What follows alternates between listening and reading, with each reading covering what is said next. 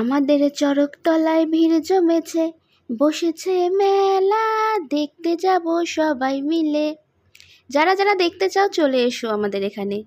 পয়লা বৈশাখে এখানে বিশাল আয়োজন। আজ হচ্ছে অষ্টম প্রহর কীর্তন, বসে গেছে অলরেডি। তাই একটু আমি আর মা মিলে কীর্তন শুনতে বসলাম। এক একটা দল এক একবার আসবে। তারপরে এদিক ওদিক সবই তো বুঝতেই পারছো, মেলাঘাটের ব্যাপার, প্রচুর দোকান, প্রচুর খাওয়া দাওয়ার জিনিস, সেদিকে একটু চোখ তো যাবেই।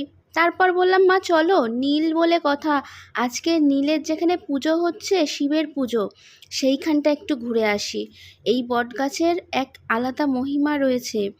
তোমরা অনেকে যারা এই এলাকায় থাকো তারা সবই জানো, আর যারা জানো না তাদেরকে আমি এর আগের ভিডিওতে বলেছি, যদিও বা একটু বড় ভিডিওতে শেয়ার করব, এখন শেয়ার করা যাবে না।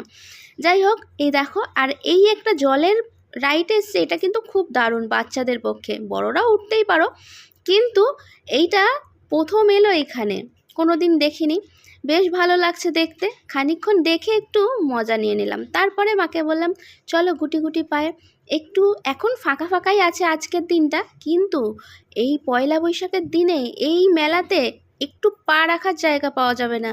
সারা মানে কি বলবো, দূর দূরান্ত থেকে মানুষ সবাই আসে এখানে এই মেলায় দেখতে।